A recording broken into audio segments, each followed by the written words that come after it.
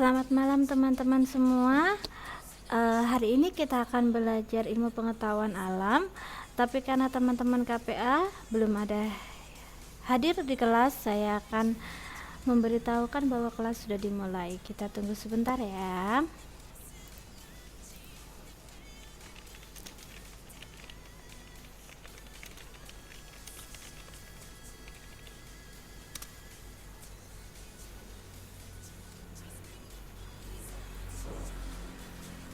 Ini saya sudah memberitahukan bahwa kelas sudah dimulai, jadi kita tunggu dulu ya. Oke, karena waktunya ini sudah berjalan 10 menit, tapi teman-teman KPA-nya belum ada yang hadir, jadi saya akan start kelasnya terlebih dahulu. Jadi teman-teman nanti yang hadir di kelas bisa untuk play recordnya ya. Tuh ketertinggalannya.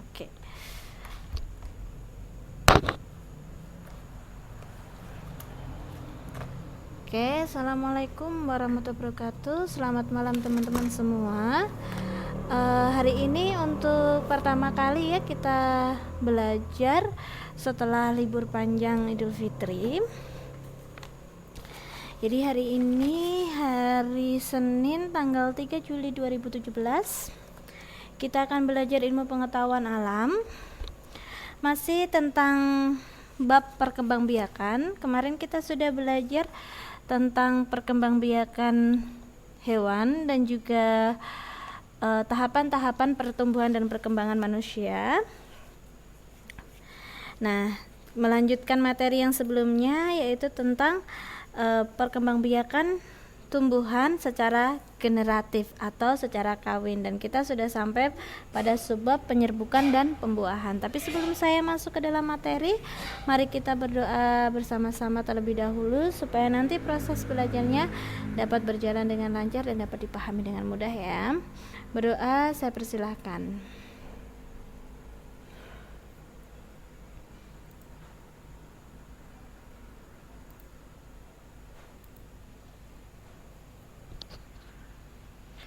Oke, berdoa selesai. Terima kasih banyak. Jadi ini karena belum ada yang hadir, jadi nanti teman-teman bisa menyesuaikan dengan melengkapi ketertinggalannya dengan play record ya. Oke, saya langsung saja masuk ke dalam materi. Kemarin kita sudah belajar bagian-bagian dari bunga. Saya ulas sedikit untuk bagian-bagian dari bunga. Saya naikkan sebentar.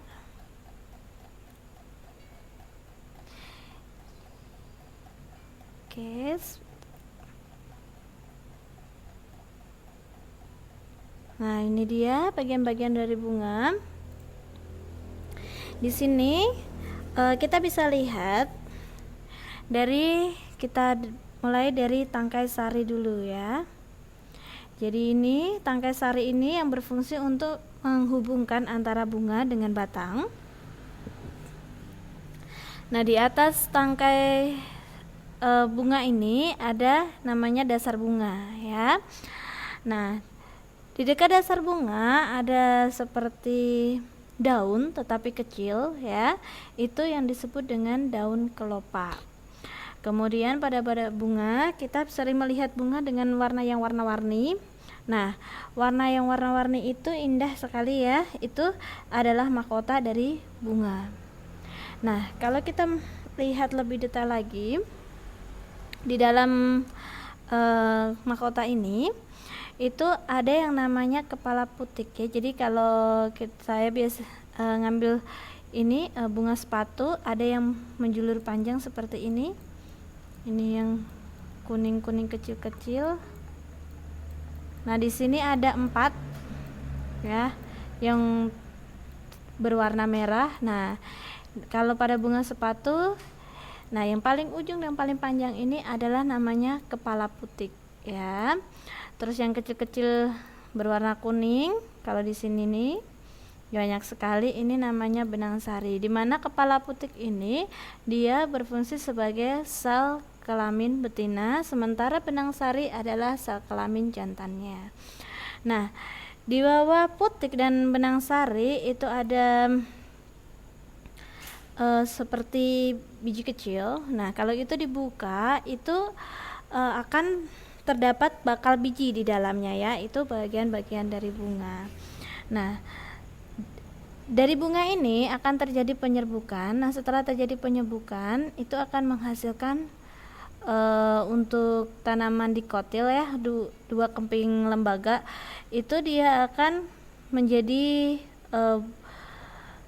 bakal buah dan bakal biji. Tetapi untuk tanaman dikotil dia hanya monokotil, hanya terbentuk bakal biji saja. Nah, ini adalah bagian dari biji.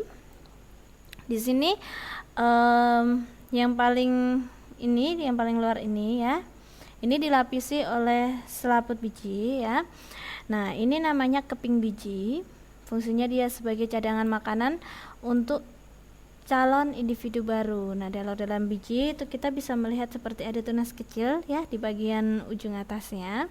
Nah, itu namanya lembaga, di mana lembaga ini terdiri dari calon daun, calon batang, dan juga calon akar.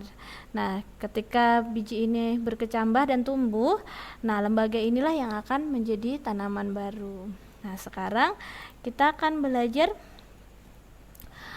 penyerbukan dan juga pembuahannya. Kalau pembuahan itu adalah bertemunya sel kelamin jantan dan betina pada hewan, sementara kalau pada tumbuhan itu disebut dengan penyerbukan. Jadi karena sel kelamin jantannya itu disebut dengan benang sari dan sel kelamin betinanya adalah putik, maka di sini artinya penyerbukan adalah peristiwa jatuhnya serbuk sari di kepala putik. Oke, bisa dipahami ya teman-teman ya. Nah, biasanya pada bunga-bunga ada faktor-faktor yang dapat membantu penyerbukan, antara lain dengan bantuan serangga atau melalui angin atau manusia. Nah, di sini biasanya kan kupu-kupu paling suka menghinggapi bunga-bunga ya teman-teman ya. Nah, kupu-kupu inilah yang merupakan serangga, dia akan membantu bunga tersebut sehingga terjadi penyerbukan. Jadi ketika kupu-kupu hinggap di bunga, serbuk sari tadi kan kupu-kupu sedang mengambil nektar atau madu bunga. Nah, jadi ketika dia menghisap nektar itu, nah serbuk sari itu jatuh atau menempel pada putik ya. Nah, pada ketika jatuhnya serbuk sari ke kepala putik inilah maka akan terjadi penyerbukan. Oke. Nah, di sini ini adalah gambar dari putik ya, proses putik dan juga bakal biji, dan ini adalah proses untuk pembuahan. Tapi saya punya gambar yang lebih detail. Sebentar gambarnya. Oke. Nah, baru loading.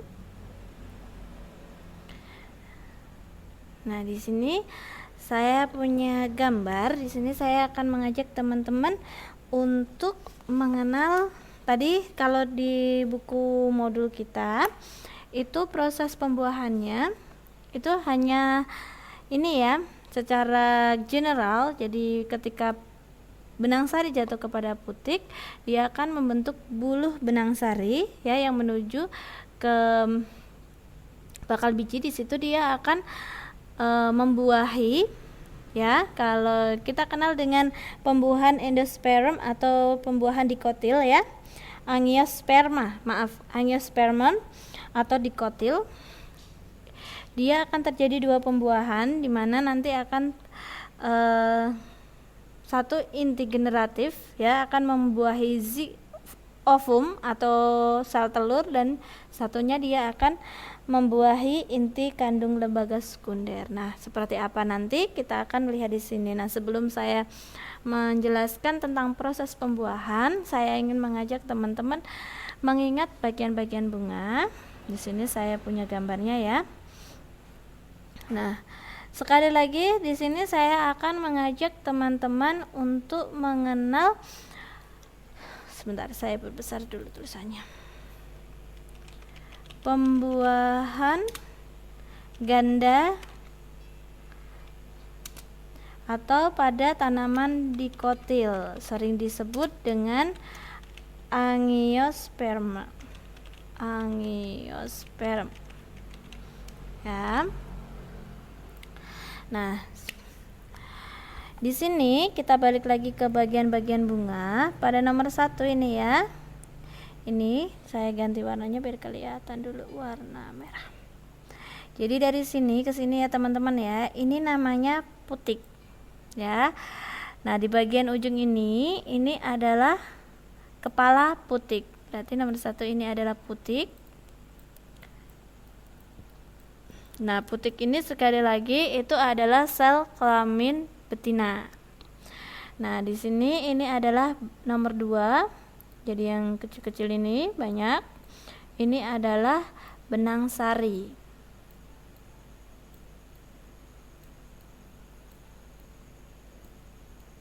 Benang sari.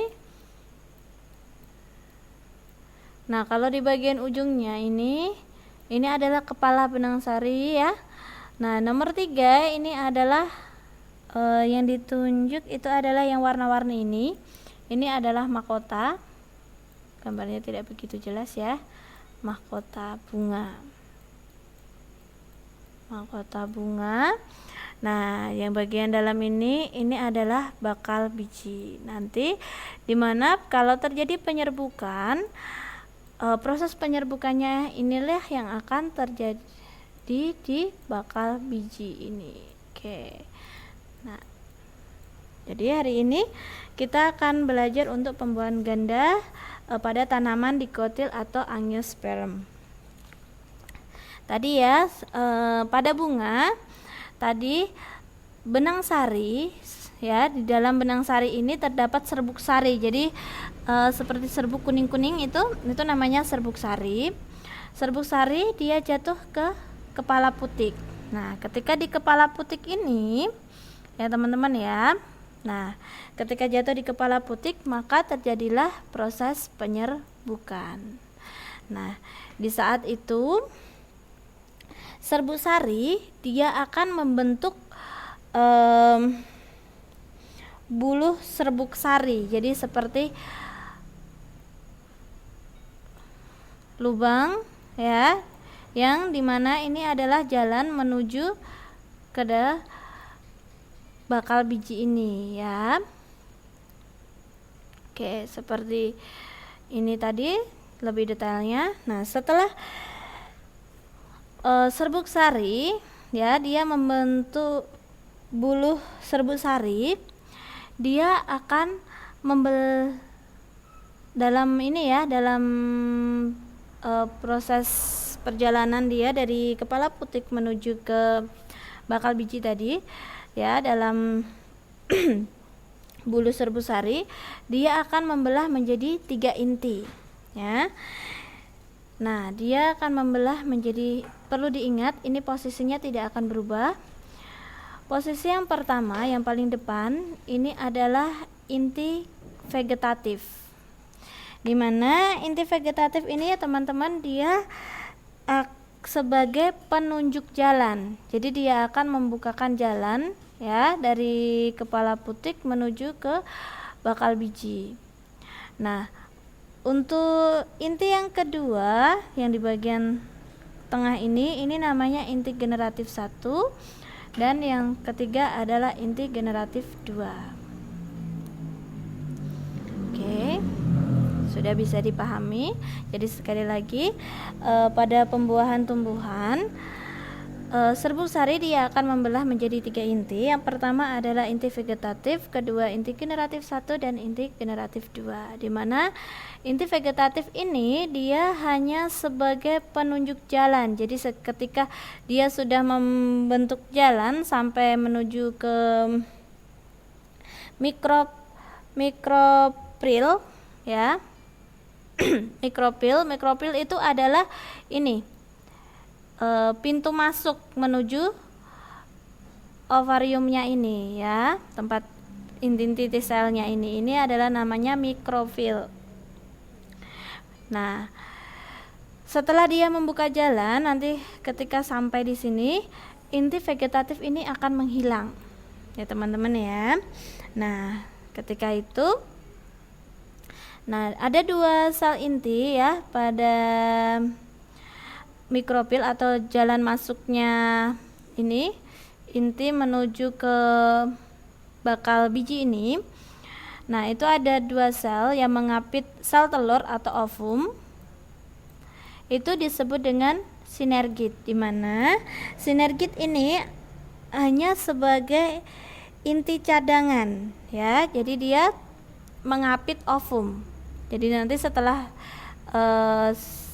inti generatif 1 dia membuahi sel telur ya, dia akan menghilang. Jadi sinergit ini setelah inti generatif 1 membuahi sel telur ya, setelah nanti dia akan terus berjalan sini dan terjadi pembuahan, dia akan menghilang sinergitnya.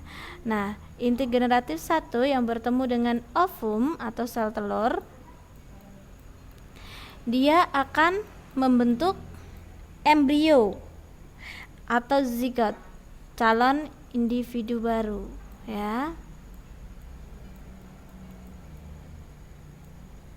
Oke, dia akan membentuk embrio atau zigot yang akan menjadi calon individu baru yang terdapat dalam keping biji tadi ya.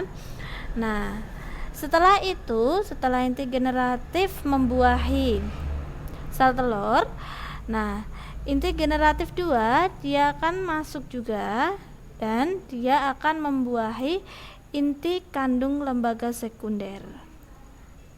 Nah, dimana setelah inti generatif 2 ini membuahi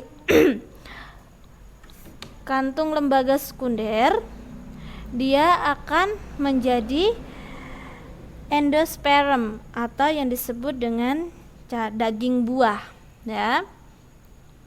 Saya tulis dulu, endosperm atau daging buah.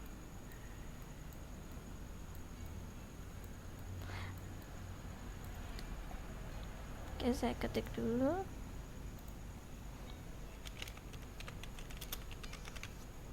Daging buah. Nah, daging buah atau endosperm ini fungsinya adalah sebagai cadangan makanan. Jadi cadangan makanan untuk embrio tetap bertahan hidup ya. Sebagai contohnya, kita ambil buah mangga ya. Di situ buah mangga, di tengahnya itu kan biji. Nah, di tengah-tengah biji ini itu terdapat embrio yang akan menjadi calon individu baru, di mana di sini ada daging buahnya yang biasa kita makan ya. Nah, daging buah inilah yang disebut dengan endosperm ya, dan fungsinya itu sebagai cadangan makanan embrio supaya dia tetap bisa bertahan hidup. Oke, setelah terjadi pembuahan, ini ada 3 inti yang paling ujung, paling dalam dari ovarium tumbuhan ini disebut dengan antipoda. Antipoda ini juga merupakan inti cadangan ya. Nah, setelah terjadinya pembuahan ini selesai, antipoda ini juga akan menghilang. Itu adalah proses dari tumbuhan dikotil atau pembuahan ganda atau sering disebut dengan angiospermae. Jadi sekali lagi namanya juga pembuahan ganda. Jadi terjadi 2 kali pembuahan. Pembuahan yang pertama itu adalah inti generatif 1, dia membuahi sel telur atau ovum yang akan menjadi embrio. Nah, pembuahan yang kedua adalah inti generatif 2 ya, yang akan membuahi inti kandung lembaga sekunder yang akan menjadi endosperm atau daging buah. Itu teman-teman proses dari penyerbukan ya. Sekarang kita kembali ke sini. Nah, sekarang kita akan belajar macam-macam penyerbukan. Di sini berdasarkan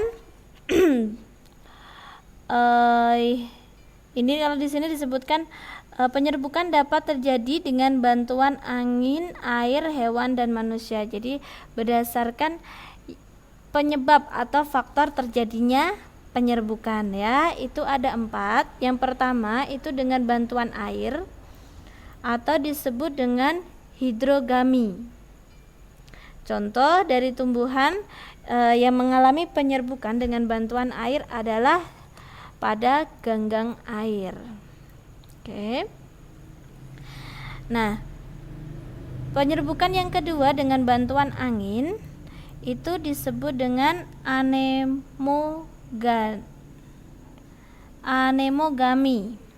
Oke, sebentar saya perbesar ininya dulu biar kelihatan.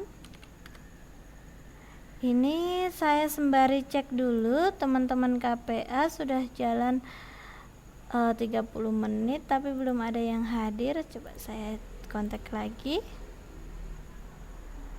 Oh, memang mungkin lagi sibuk, sudah dilihat message saya, mungkin lagi sibuk, jadi saya lanjutkan saja. Saya ulangi. Yang kedua itu penyerbukan dengan bantuan angin atau disebut dengan anemogami. Nah, penyerbukan ini biasanya terjadi pada rumput-rumputan, jagung, dan padi. Ciri-ciri biasanya tumbuhan yang mengalami penyerbukan dengan bantuan angin adalah memiliki bunga yang kecil dan ringan, jadi dia mudah tertiup angin ya. Yang ketiga itu penyerbukan dengan bantuan hewan ya, disebut atau kata lainnya adalah zoidiogami. Biasanya tumbuhan yang penyerbukannya dibantu oleh hewan lain, dibantu oleh hewan ya, biasanya itu memiliki ciri-ciri bunga yang warnanya mencolok atau menarik ya, atau dia memiliki aroma khas seperti memiliki kelenjar madu, serbuk sarinya lengket, dan bunganya juga berukuran besar. Contoh-contoh tanaman yang penyerbukannya dibantu dengan hewan itu adalah seperti jambu, bunga jeruk, bunga pepaya, dan juga bunga kacang. Biasanya hewan-hewan yang membantu penyerbukan ini biasanya itu lebih banyak dibantu oleh jenis serangga seperti lebah, kupu-kupu, semut, seperti itu ya. Nah, untuk bunga bangkai juga dia dibantu oleh serangga juga ya. Oke, makanya dia memiliki aroma yang sangat menyengat sekali. Biasanya membantu penyerbukan pada bunga bangka atau Arnoldi rafflesia ini itu adalah lalat ya. Kemarin kita juga sudah sedikit menyinggung hal tersebut. Nah, yang keempat itu adalah penyerbukan yang dibantu dengan bantuan manusia atau antropogami. Nah, di sini maksudnya adalah penyerbukan karena adanya perantara ya, karena tidak ada perantara yang dapat membantu penyerbukan bunga tersebut. Makanya penyerbukannya itu dibantu oleh manusia. Contoh dari tumbuhan yang mengalami penyerbukan yang dibantu oleh manusia atau antropogami ini adalah tanaman vanili.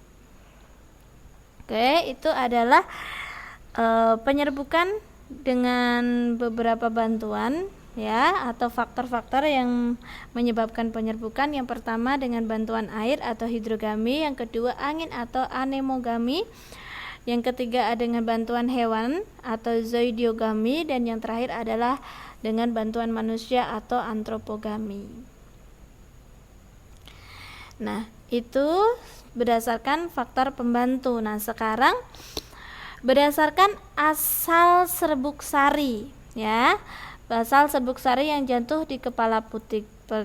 Penyerbukan ini juga dibagi menjadi 4 macam. Yang pertama adalah penyerbukan sendiri, penyerbukan tetangga, dan juga penyerbukan silang, dan terakhir adalah penyerbukan bastar.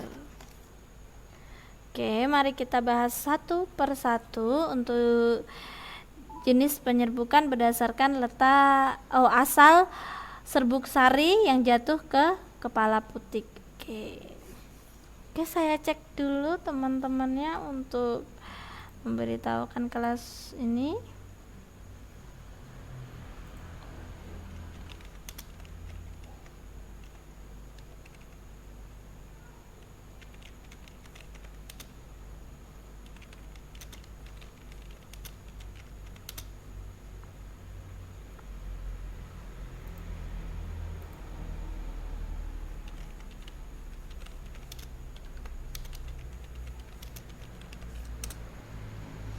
Ini saya sudah menginfokan lagi. Oh, ini Mbak Yeti sudah masuk kelas. Selamat malam Mbak Yeti. Saya sapa dulu. Halo Mbak Yeti. Bisa dengar suara saya?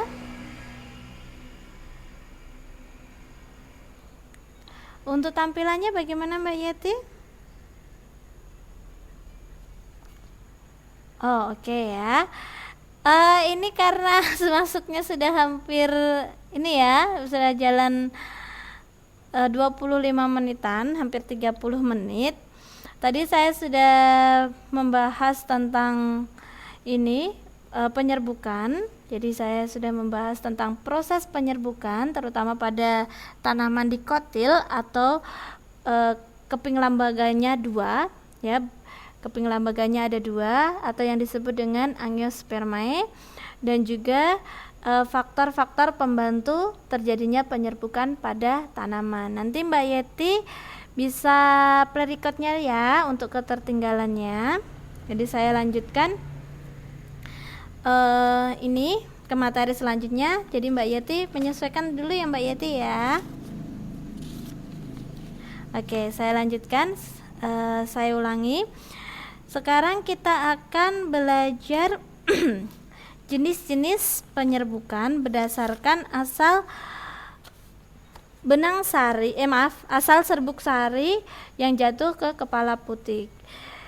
Jenis-jenis penyerbukan ini dibagi menjadi 4 ya. Yang pertama itu adalah penyerbukan sendiri. Yang kedua penyerbukan tetangga, yang ketiga adalah penyerbukan silang, dan yang terakhir adalah penyerbukan bastar. Jadi untuk penyerbukan sendiri itu terjadi bila serbuk sari yang jatuh di kepala putik berasal dari benang sari bunga itu sendiri. Jadi di sini saya punya gambarnya. Nah, nomor 1 ini ya, saya lingkarin ini. Ini adalah contoh dari penyerbukan sendiri. Jadi dia masih satu bunga ya, satu bunga. Jadi ini serbuk sarinya, maaf ini ya panahnya kebalik. Serbuk sarinya itu jatuh ke kepala putik bunga itu sendiri.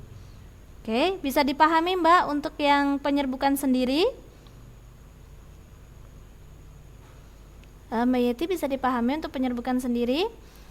Jadi sekali lagi, serbuk sari dari satu bunga menempel di kepala putik bunga itu sendiri. Oke, nah penyerbukan yang kedua, jadi hampir mirip-mirip, kadang sering tertukar ya. Penyerbukan tetangga. Nah, itu terjadi bila serbuk sari berasal dari benang sari bunga lain. Jadi dari bunga lain tetapi masih dalam satu tumbuhan. Jadi contohnya dalam satu pohon, ini nomor 2, itu ada kan banyak, satu pohon itu ada bunganya banyak ya teman-teman ya. Nah dari bunga yang satu pohon itu contohnya di sini serbuk sari yang dari bunga A, saya kasih bunga A ya, itu jatuh di bunga B, tapi dia masih dalam satu tumbuhan atau satu pohon. Itu yang disebut dengan penyerbukan tetangga. Oke, saya lanjutkan untuk penyerbukan yang ketiga. Nanti jika ada kebingungan atau pertanyaan boleh ditanyakan ya Mbak ya.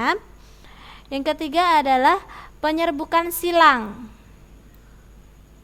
Nah, penyerbukan silang ini itu terjadi bila serbuk sari ya berasal dari bunga dan tumbuhan lain jatuh bunga lain ya, tapi masih sejenis. Contohnya ini yang nomor 3, ini ilustrasinya. Saya punya, contohnya ini adalah bunga sepatu. Di sini saya punya bunga sepatu.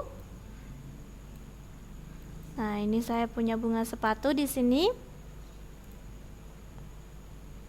Oke. Dan ini beda pohon ya, bunga sepatunya ini di dalam pot A. Nah, di sini saya juga punya bunga sepatu di pot B. Ini sama-sama bunga sepatu. Nah, ini sama-sama bunga sepatu. Nah,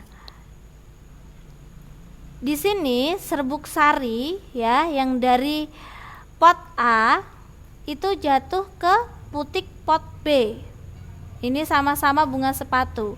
Nah, sama-sama bunga sepatu tapi beda pohon. Nah, ini disebut dengan penyerbukan silang. Bisa diterima, Mbak, untuk penyerbukan silang? Dan yang keempat itu adalah penyerbukan bastar. Penyerbukan bastar ini terjadi bila serbuk sari ya berasal dari bunga lain dari tumbuhan yang berbeda tapi masih satu jenis. Nah ya, kalau yang keempat ini berasal dari tumbuhan lain tetapi masih satu jenis. Boleh dilihat dari 4 ini, gambar bunga yang pertama dengan yang kedua itu berbeda ya, berbeda tapi masih satu jenis. Saya ngambil contoh bunga yang hampir satu jenis itu. Oh, ini ya. Ini saya punya bunga matahari. Contohnya ini ya, saya punya bunga matahari. Tahu ya, Mbak, bunga matahari ya. Nah, yang kedua ini saya punya bunga kertas. Bunga kertas itu hampir mirip dengan bunga matahari tapi dia ukurannya kecil. Warnanya juga ada pink, merah, ungu, putih ya. Nah, dari bunga matahari ini serbuk sarinya itu jatuh ke bunga kertas. Nah, penyerbukan yang seperti ini disebut dengan penyerbukan bastar. Oke, ada yang ditanyakan untuk penyerbukan bastar? 4 jenis penyerbukan: penyerbukan sendiri, penyerbukan tetangga, penyerbukan silang, dan penyerbukan bastar, Mbak. Ada yang ditanyakan atau masih bingung? Oh, enggak ada. Kalau tidak ada, saya lanjutkan. Nah, itu tadi kan perkembangbiakan tumbuhan secara generatif atau kawin ya. Nah, sekarang kita akan belajar untuk perkembangbiakan tumbuhan secara vegetatif atau tidak kawin ya. Jadi tidak ada pembuahan atau penyerbukan, bertemunya sel kelamin jantan dengan sel kelamin betina. Oke. Nah, di sini perkembangbiakan vegetatif atau secara tidak kawin itu dibedakan menjadi 2, yaitu secara alami dan juga buatan. Otomatis ya, kalau buatan ini sengaja dibentuk oleh manusia. Nah, sekarang kita akan belajar yang vegetatif alami terlebih dahulu. Sama tanaman kemarin juga ini ya, berkembang biak, ada yang secara vegetatif dan juga generatif. Kalau yang generatif kemarin itu ada ovivar, vivivar, ovovivivar ya. Nah, kalau untuk yang alami kemarin ada tunas, membelah diri, dan lain sebagainya. Tumbuhan pun juga sama ya. Untuk yang vegetatif alami itu contohnya adalah membelah diri ya, yang pertama. Jadi perkembangbiakan vegetatif alami ini dia terjadi ya tanpa bantuan manusia, jadi apa adanya ya. Nah, yang pertama itu membelah diri. Biasanya untuk tanaman yang berkembang biak dengan membelah diri itu adalah tanaman yang bersel satu. Bersel satu. Ini contoh yang maaf. Ini sepertinya secara global untuk vegetatifnya. Sebentar, tidak, ini khusus tumbuhan ya, tapi contoh untuk membelah dirinya untuk tunas umbi. Sebentar ya teman-teman, saya cek dulu. Di sini kalau ini kalau contohnya bakteri itu, kalau bakteri itu lebih bakteri ini ya, dia tidak termasuk tumbuhan ya. Ini di sini. Nah, jadi saya lanjutkan. Yang kedua itu dengan cara spora. Nah, spora ini itu untuk tanaman, contohnya adalah jamur, lumut, dan paku-pakuan. Nah, di mana spora itu adalah sel ya, sebuah sel yang berfungsi menjadi alat perkembangbiakan. Jadi kalau teman-teman ini memasak jamur, di situ ini kan bagian atas dan bawahnya ya, teman-teman bisa cek di bagian bawahnya. Itu biasanya ada yang kalau sudah lama sekali dia akan menguning. Nah, menguning bintik-bintik kuning kecil-kecil.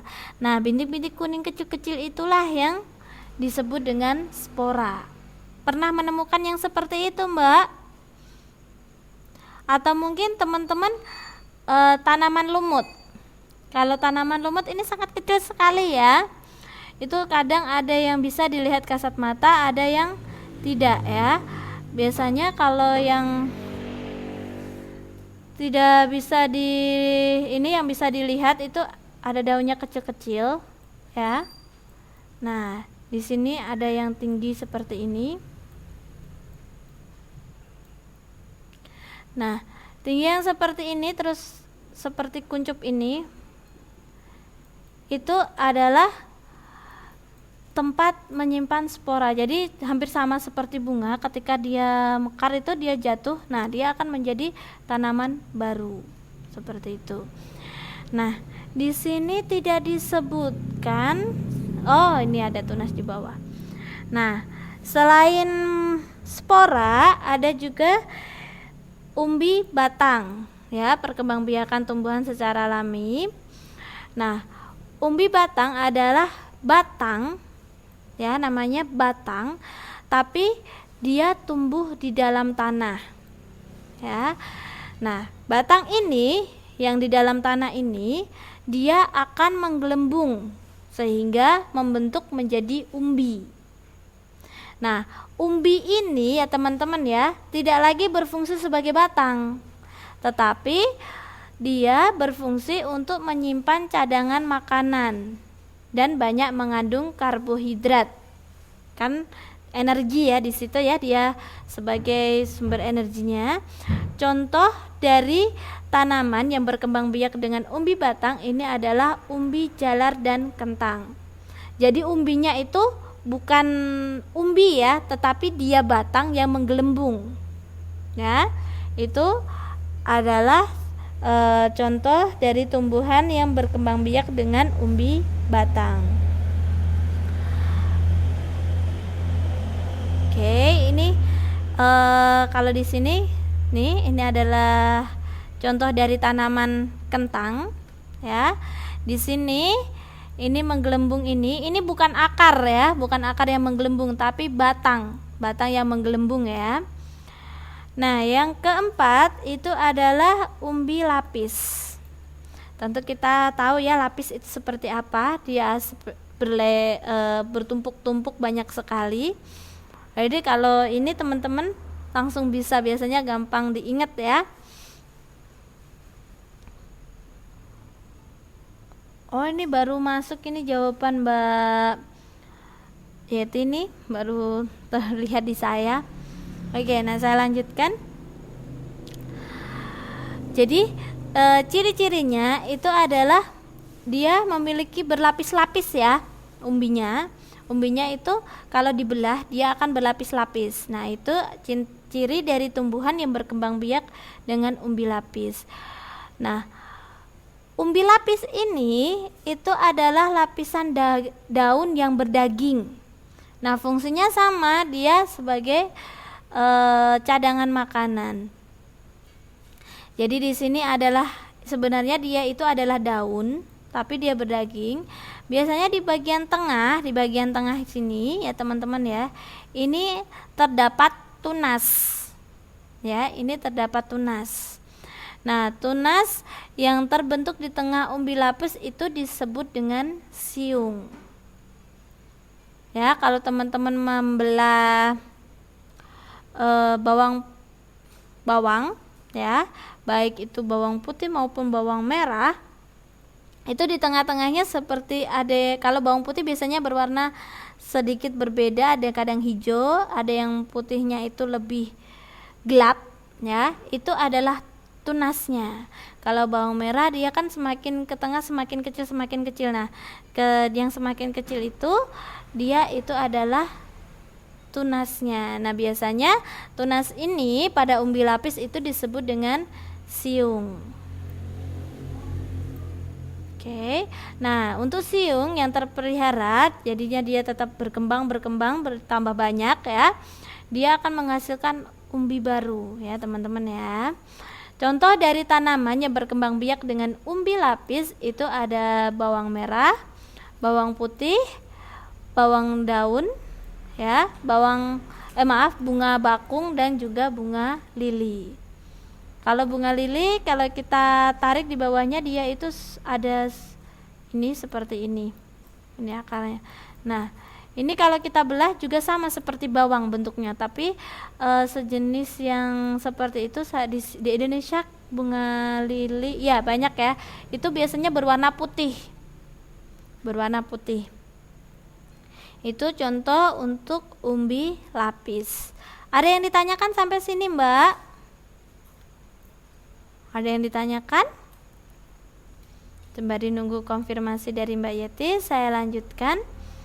Yang kelima itu adalah tanaman, tidak ada ya, yang berkembang biak secara vegetatif melalui tunas. Artinya di sini tunas itu tumbuh dari ini tubuh induknya ya. Contohnya di sini tanaman yang berkembang biak dengan tunas itu ada pisang, bambu, dan juga tebu.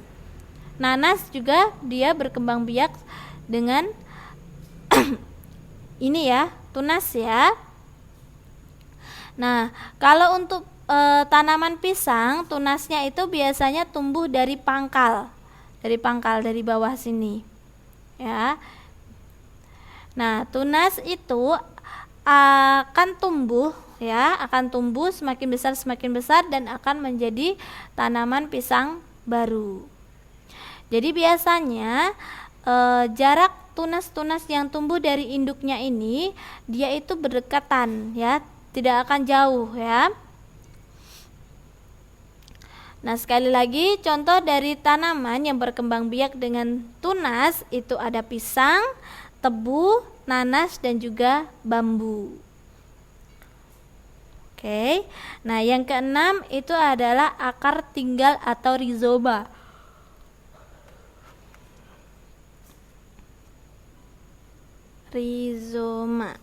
Nah, akar tinggal. Nah, akar tinggal ini merupakan batang yang tumbuh menjalar di dalam tanah. Sehingga akar tinggal pada tumbuhan tersebut dia itu berguna untuk menumbuhkan tunas baru. Berbeda ya kalau untuk Umbi batang, kalau umbi batang dia di dalam tanah menggelembung, dia fungsinya sebagai cadangan makanan. Tetapi kalau akar tinggal ya di dalam tanah, dia itu fungsinya untuk menumbuhkan tunas baru. Nah, contoh tanaman yang berkembang biak dengan rizoma itu ada kunyit, temulawak, jahe, alang-alang, lengkuas.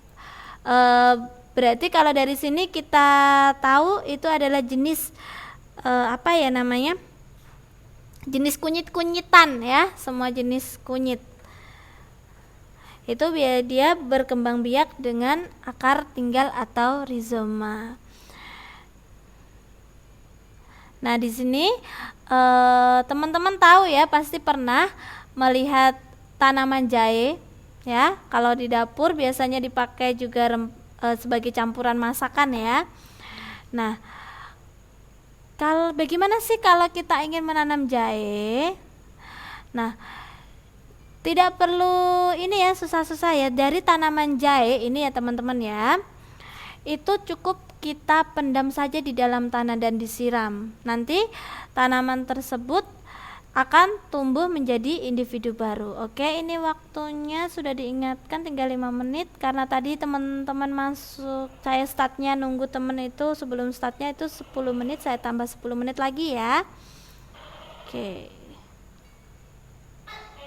Nah, di sini ini adalah contoh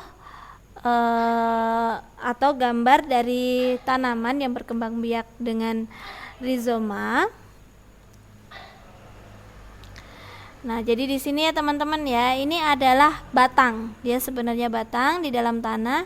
Nah, di sini biasanya terdapat tunas-tunas. Nah, nanti tunas ini akan tumbuh menjadi individu baru lagi. Sampai sini ada yang ditanyakan, Mbak?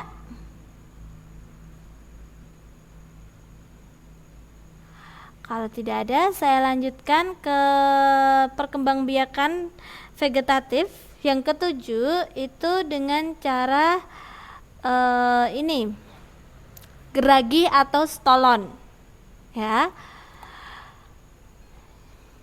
Geragi adalah batang yang tumbuh di atas tanah atau ke dalam tanah. Jadi pada ruas-ruas batang itu terdapat akar yang akan tumbuh menjadi tunas baru.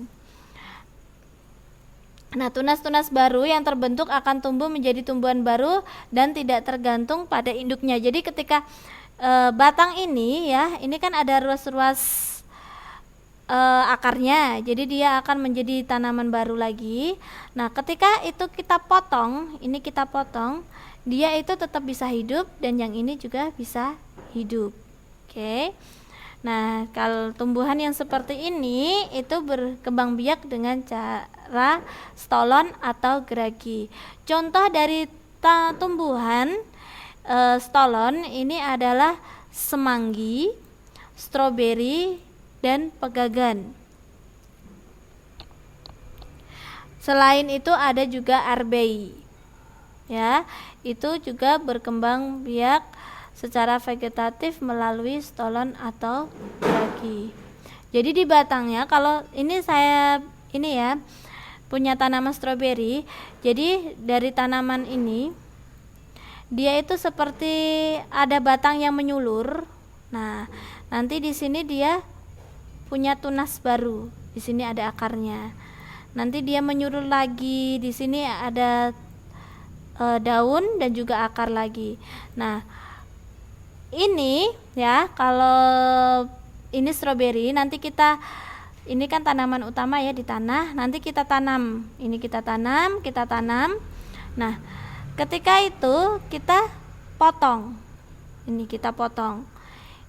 Nah, ini akan menjadi individu baru dan ini individu baru. Nah, yang seperti ini disebut dengan geragi atau stolon. Oke, selanjutnya adalah tunas adventif. Nah, tunas adventif ini adalah tunas yang ditemukan di bagian tepi daun atau akar tumbuhan. Nah, tunas adventif adalah tunas yang tumbuh selain pada ujung batang atau ketiak daun. Ujung batang, nah ini tunas. Nah, ini ujung batang. Kalau ketiak daun tuh biasanya kalau di daun ya, ini daun. Di sini ini ada kayak benjolan kecil yang seperti mau jadi batang. Nah, ini adalah tunas ya. Itu adalah tunas. Nah, kalau untuk tunas adventif, dia itu tidak tumbuh di ujung batang ataupun di ketiak daun, tetapi dia tumbuhnya adalah di daun atau di akar ya. Jadi kalau dalam tanaman sosor bebek ya, kalau sosor bebek itu kadang bergelembung seperti ini. Nah, pada setiap ininya dia itu ada individu baru. Ini ada akarnya. Di sini juga. Nah, tunas ini yang disebut dengan tunas adventif. Selain pada sosor bebek, ada juga tanaman lain yang berkembang biak dengan tunas adventif adalah sukun dan juga kesemek.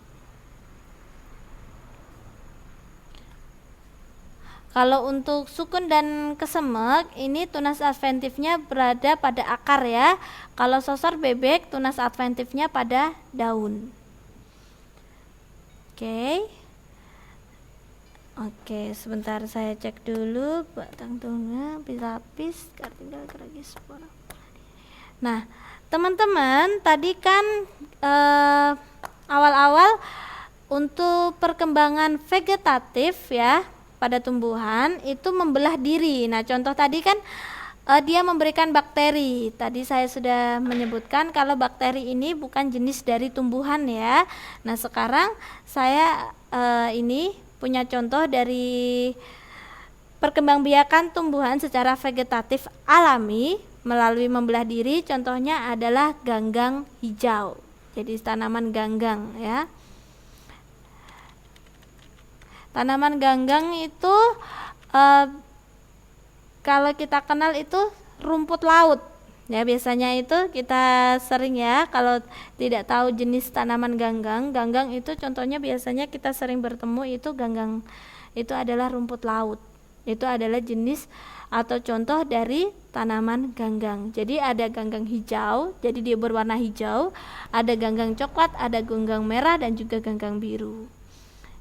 Itu beda-beda ya warnanya. Oke, bisa dipahami Mbak untuk untuk perkembangbiakan vegetatif alami, atau mungkin ada yang ditanyakan? Boleh? Oh, bisa ya. Kalau tidak ada yang ditanyakan, saya lanjutkan untuk vegetatif buatan. Nah, namanya juga vegetatif buatan. Itu artinya terjadi karena adanya campur tangan atau bantuan dari manusia. Dan di sini contoh dari perkembangbiakan vegetatif buatan itu ada mencangkok, menyambung, okulasi, stek dan juga merunduk. Ya, yang pertama itu adalah mencangkok. Saya yakin sekali teman-teman pasti sudah sering ya mendengar istilah mencangkok. Sudah pernah dengar Mbak? Mencangkok? Sudah pernah dengar ya? Pernah itu praktek mencangkok tanaman? Sudah pernah praktek atau melakukan? Oh, pernah. Pasti sudah paham ya caranya, step-stepnya ya. Nah, biasanya tanaman yang bisa dicangkok itu adalah tanaman yang mempunyai batang berkayu atau memiliki kambium. Jadi kalau tanaman yang dia punya batang kayu itu artinya dia memiliki kambium. Ya. Oh, mencangkok jambu air. Oh ya. Ya, jambu air ini termasuk tanaman yang berkambium ya. Selain jambu air bisa saja mangga. Mangga ini juga berkambium. Jeruk ya. Terus kalau bunga biasanya itu ada bunga melati ya, bunga mawar itu juga bisa. Kadang bunga mawar ada yang mencangkok, ada yang stek ya atau disambung ya. Ada yang juga mengentan itu menyambung ya. Nah, Tadi sekali lagi, tanaman yang bisa dicangkok itu adalah tanaman atau tumbuhan yang memiliki batang berkayu atau berkambium, dan biasanya tanaman ini adalah jenis tumbuhan dikotil atau berkeping dua. Ya, contohnya itu mangga seperti Mbak Yeti yang sudah lakukan itu, jambu air, srikaya, kedondong, rambutan, jeruk dan lain sebagainya, ya. Dan kalau untuk tanaman hias biasanya ada bunga soka dan juga bunga melati. Namun ada juga tumbuhan berkayu yang sulit dicangkok, ya. Contohnya adalah pohon cemara. Kenapa seperti itu? Karena pohon cemara itu dia ini ya, batangnya atau cabangnya itu dia bisa ditanam ya di dalam tanah, ya.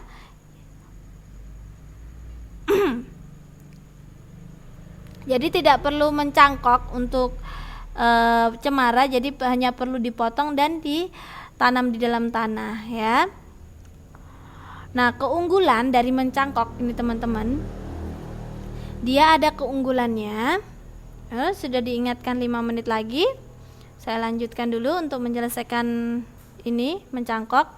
Keunggulan dari tanaman ya yang dicangkok itu adalah cepat berbuah.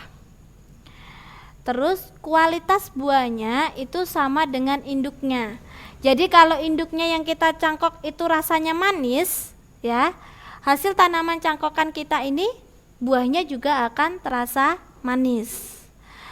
Jika buahnya itu besar-besar, hasil tanaman yang kita cangkok ini juga hasilnya juga buah besar-besar. Nah, tetapi ada kelemahannya. Kelemahannya adalah akarnya lemah. Jadi dia mudah roboh. Namanya tanaman ya teman-teman ya. Ini tanaman, untuk tanaman dikotil dia itu memiliki akar tunggang. Jadi akar satu yang paling besar. Nah, akar ini dia sebagai penyongkong. Jadi ini ya, supaya tanaman itu kuat berdirinya. Nah, ini baru ada akar kecil-kecil. Nah, untuk tanaman yang dicangkok, dia itu akar tunggangnya ini kadang ada yang tidak ada ya. Jadi dia hanya akar yang kecil-kecil. Makanya tanaman ini mudah sekali roboh atau tidak kuat jika terkena angin. Itu adalah kelemahannya. Oke, itu tadi kelemahan dan keunggulan dari mencangkok. Ini proses dari mencangkok ya. Tapi karena berhubung waktunya yang sudah hampir selesai, saya akhiri dulu. Nanti untuk proses mencangkok nanti teman-teman bisa ini untuk pertemuan selanjutnya ya kita bahas. Sekali lagi saya ingatkan untuk tugasnya segera dikumpulkan ya Mbak ya.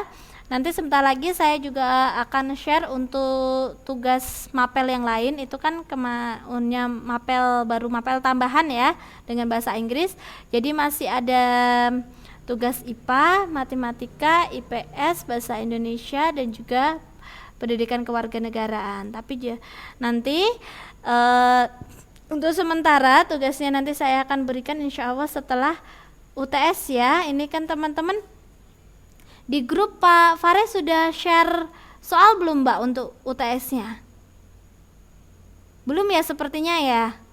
Oh, kemarin kan bilang tanggal 3 ini UTS, tapi sepertinya mungkin diundur. Jadi nanti teman-teman rajin belajar, semoga nanti UTS-nya selesai. Kayaknya proses untuk UTS-nya nanti hampir sama dengan tugas PJOK. Jadi itu ada formatnya, itu teman-teman tinggal menulis ABC-nya, nanti bisa dikirimkan ke saya ya, bisa melalui inbox. Tidak apa-apa, nanti saya filekan. Sekali lagi saya ingatkan untuk tugasnya jangan lupa dikerjakan ya Mbak ya.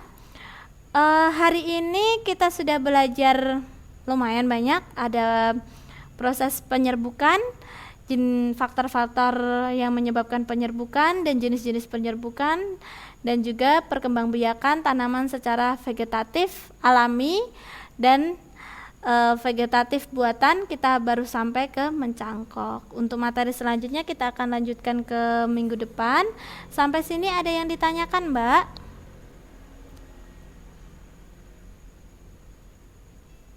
Kalau tidak ada, saya tutup pertemuan hari ini. Terima kasih banyak ya untuk kehadirannya. Tetap semangat untuk belajarnya. Tadi yang ketertinggalannya nanti play recordnya ya Mbak ya. Insya Allah besok pagi saya upload itu recordnya. Oke, sampai jumpa besok malam. Kita akan belajar matematika ya. Jangan lupa ya. Saya tutup. Wassalamualaikum warahmatullahi wabarakatuh. Terima kasih. Sampai jumpa besok malam. Selamat istirahat ya Mbak Yeti ya.